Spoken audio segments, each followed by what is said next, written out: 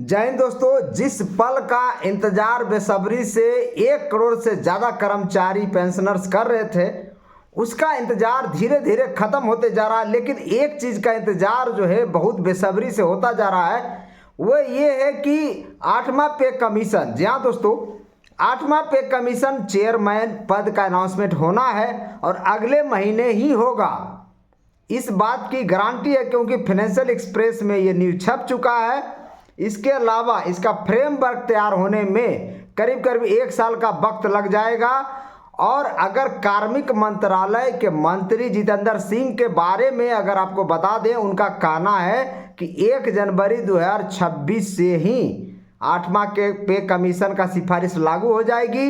ये बात तो सही है, लेकिन आपको बता दें जो अभी न्यूज़ में चल रहा है कि बहुत सारा अलाउंस को बंद कर दिया जाएगा। जी हाँ दोस्तों, आपको बता दें 7वां पे कमीशन का जब गठन हुआ था, उससे पहले 196 अलाउंस मिलता था, जिसमें से 101 अलाउंस को बंद कर दिया गया और अभी 95 अलाउंस मिलता है।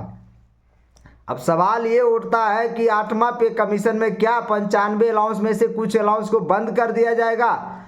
ये तो सरकार का अधिकार है, उसके क्षेत्र का अधिकार क्षेत्र की बात है। अब कितना अलाउंस बंद करेगी और कितना वेतन बढ़ाएगी वो आने वाला वक्त ही बताएगा। लेकिन जो न्यूज़ चल रहा है वो हम आपको बता देते हैं कि अगले महीने 8वां पे कमीशन का चेयरमैन पद का अनाउंसमेंट हो जाएगा और साथ में 2 सदस्यों का नाम भी आ जाएगा और 1 साल में फ्रेमवर्क तैयार हो जाएगा।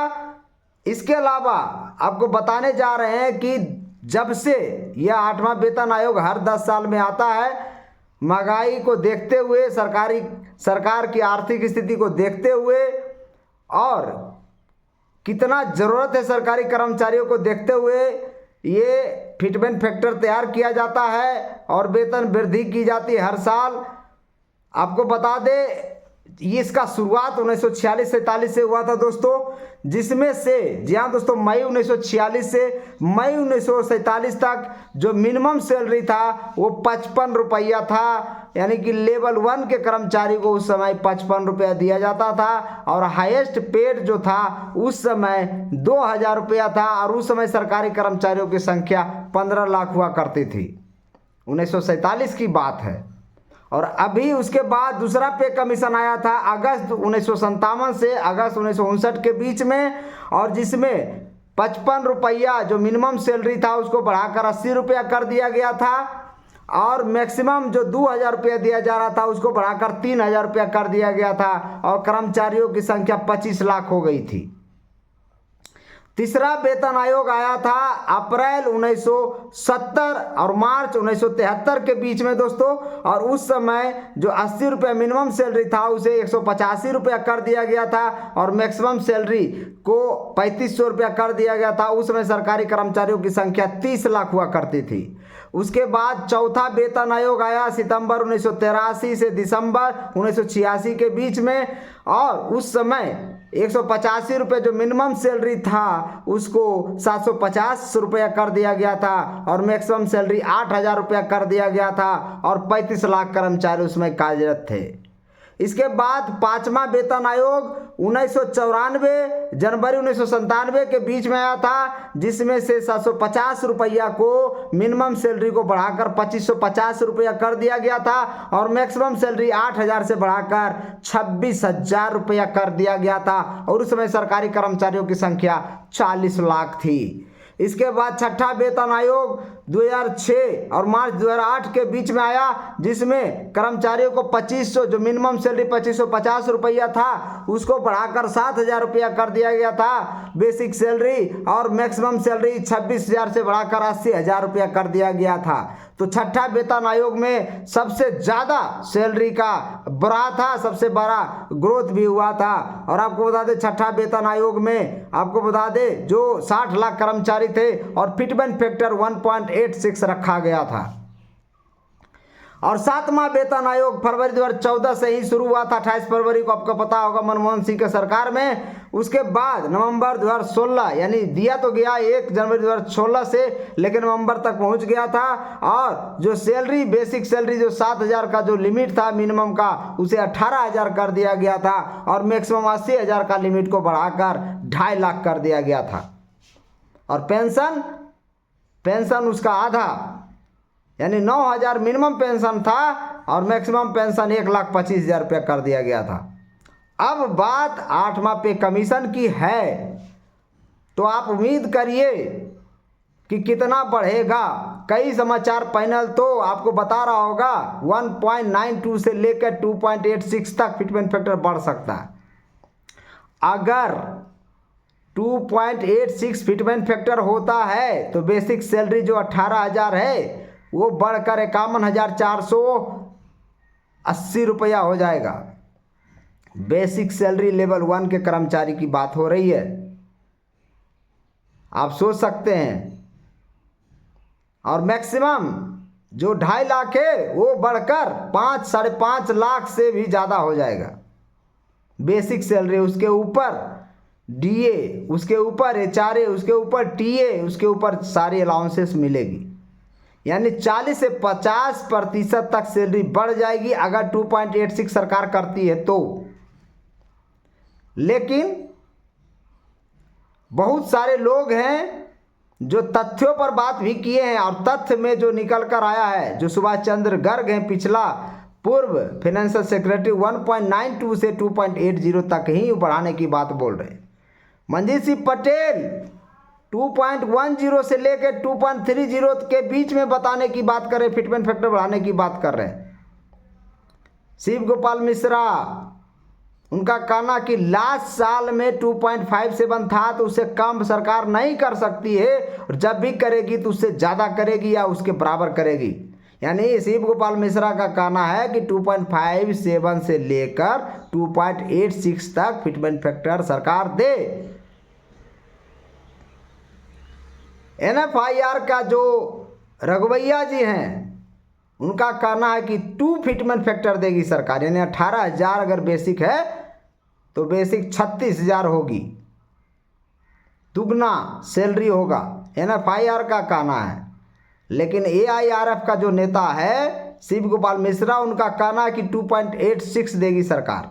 वो मांगा गया है, उनका टर्म ऑफ रेफरेंस में मांगा गया है। मिलिट्री का भी टर्म ऑफ रेफरेंस दिया गया, डिफेंस का भी दिया गया, और रेलवे के तरफ से भी टर्म ऑफ रेफरेंस दिया गया।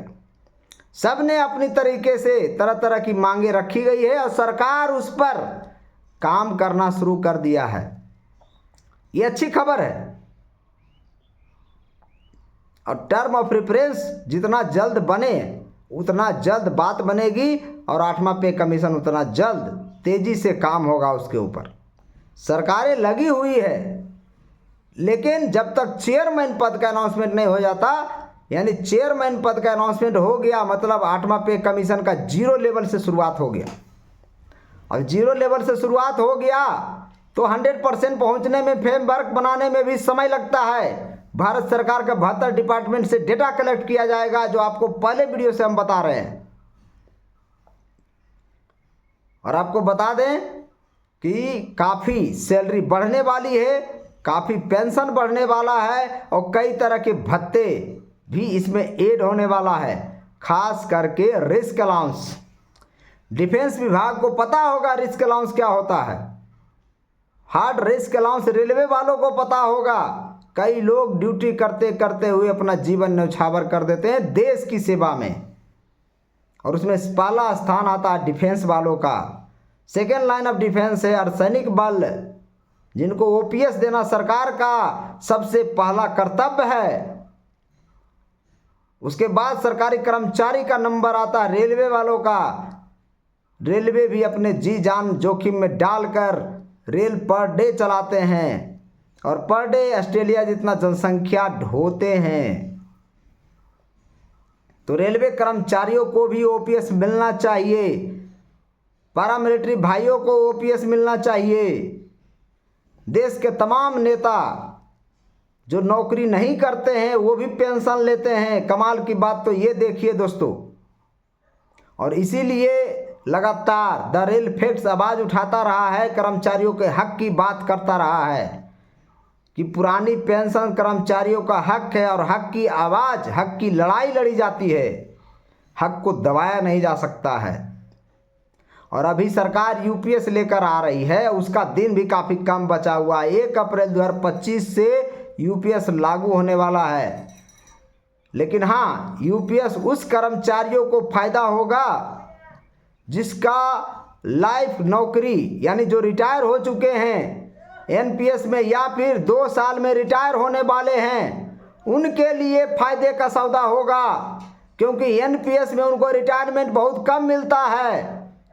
अगर वो चूज कर लें तो उनको काफ़ी फायदा होने वाला है। और यूपीएस में पेंशन के तौर पर कुछ तो कुछ मिल जाएगा, क्योंकि 1000 रुपया महीना, 2000 महीना में उनका काम नहीं चलता है। लेकिन जिनकी नौकरी 25 साल 30 साल से ज़्यादा है, उनको लाभ होगा, उनको लाभ होगा एनपीएस में रहने से, क्योंकि बहुत बड़ा कॉर्पस जमा होगा। वो अलग बात है कि एनपीएस का फंड अभी डाउन जा रहा है, लेकिन ये अप एंड डाउन चलते रहता मार्केट में। इस बात की गारंटी है कि आप एनपीएस में रहेंगे तो आपका 100% पैसा वापस आ सकता है। यूपीएस में 100% पैसा सरकार रख रही है। अब वो अलग बात है कि लड़ाई लड़ के आप यूपीएस से पैसा निकाल लेंगे, वो अलग बात है, डिमांड और मंगवा लेंगे सरकार से। हो सकता है आगे चलकर ओपीएस भी बहाल होगा, क्योंकि ये सरकार नहीं तो वो सरकार ओपीएस तो देगी। बाकी आपका क्या मानना है कमेंट में ज़रूर बताएं, और कोई सवाल है तो ज़रूर करें। हम आगे भी सवाल आपको जवाब देते रहेंगे। और मेरे चैनल के माध्यम से हम कह देना चाहते हैं कि ओपीएस की आवाज़ है द रियल फैक्ट, इसलिए द रियल फैक्ट्स को सब्सक्राइब जरूर करें।